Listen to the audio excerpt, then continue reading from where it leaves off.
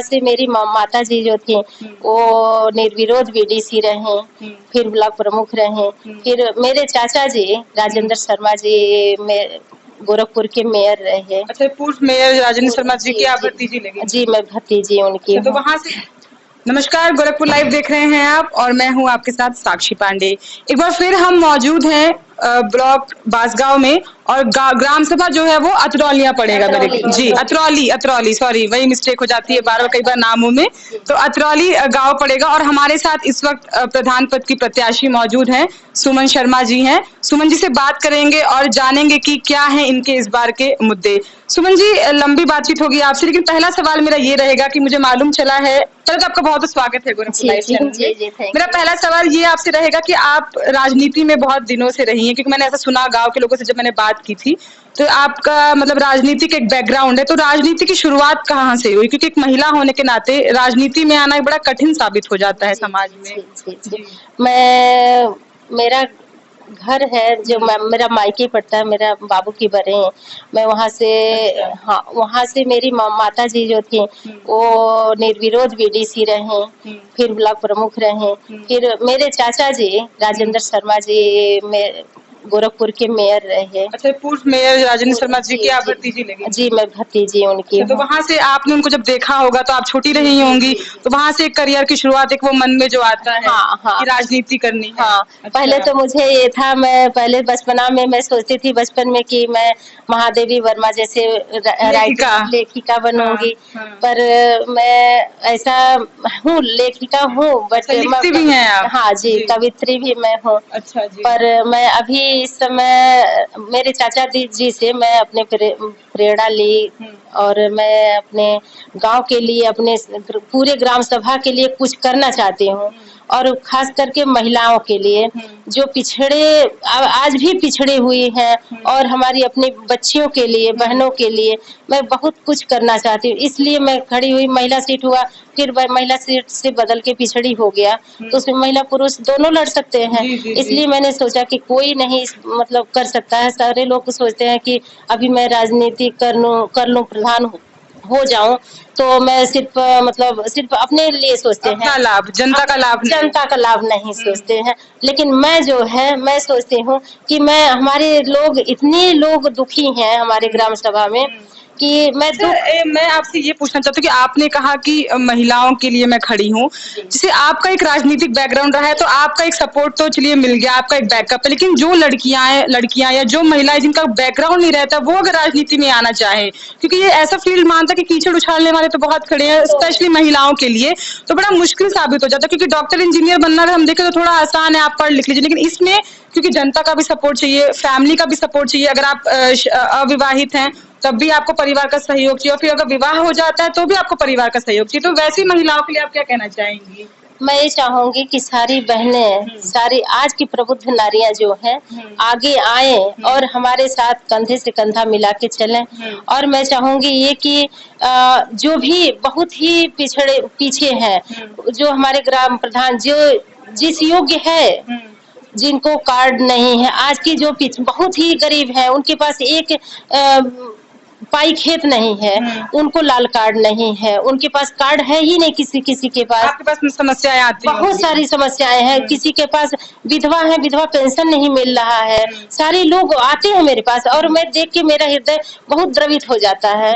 और अभी जो यहाँ के प्रधान जी थे गाँव के, उन्होंने कुछ उस तरह का किया है, बट जैसे इधर उधर का मतलब जो उनके साथ में रहा है उनके लिए तो किए, लेकिन चुनाव चल रहा तो अगर आप प्रत्याशी हैं, अगर आप जीत के आती हैं तो जनता देख रही है, लोग आपसे अगर विश्वास, क्या आप ऐसे 5 प्रमुख कार्य करेंगे? क्योंकि मेरा काम सवाल पूछना है, जनता तक पहुंचाना। मेरा फर्स्ट काम तो मैं ये सोची हूँ कि मेरे गांव में जो रोड है, जो हमारे इतना अभी बरसात जो पीछे बरसात हुआ है वहाँ पूरा घुटने तक पानी आ गया था। लोग के जो हमारी माताएं बहनें हैं, मान लेते हैं उनको डिलीवरी है तो वो लोग मान लेते हैं रात में उनको कोई प्रॉब्लम हो गया तो कैसे हो जाएंगी वो रोड तक। रोड का प्रॉब्लम बहुत ज्यादा है, नाली का प्रॉब्लम है, जो कि सरकार इतना ज्यादा नाली के लिए पैसा खर्चा करती है, सफाई पैसा खर्चा करती है, लेकिन एक्चुअल में होता नहीं है ऐसा। आवास और शौचालय की क्या स्थिति है गाँव में आपके?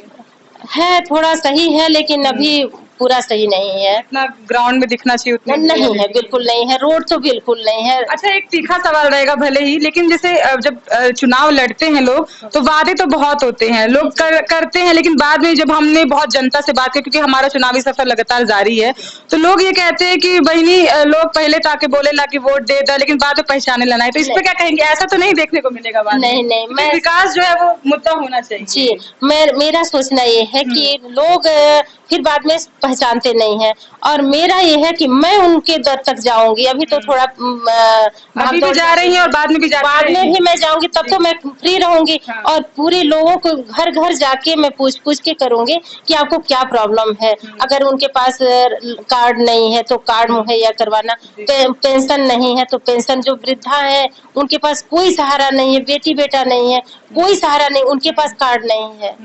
क्योंकि जब हम समाज को बढ़ने की बात करते हैं तो हम आप तो शहर में भी रही होंगी, शहर का एक विकास, लेकिन जब ग्राम में या गांव में आते तो वो जब दशा देखने को मिलती तो वो बहुत दुखी होता है, क्योंकि अभी हम जब रास्ते से गुजर रहे हैं तो हर जगह रास्ता खराब है, और स्पेशली ये कौड़ीराम और बांसगांव आने वाला रास्ता तो कुछ ज्यादा ही बहुत खराब है।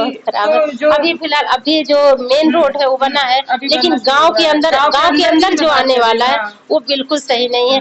उसको मैं चाहूंगी कि जो ब्लॉक स्तर से हो सकता है, वहाँ से नहीं हो सकता है, उसको अपने मंत्री कोटा से, विधायक की कोटा से मैं लाके अपने गांव का विकास करूं और मैं कोशिश करूंगी कि अपने गांव को आदर्श गांव बनाने के लिए। अच्छा, और जो गर्भवती महिलाओं को जो अनाज दिया जाता है, इनके समर्थक मौजूद है, और इन जो गर्भवती महिलाओं के लिए जो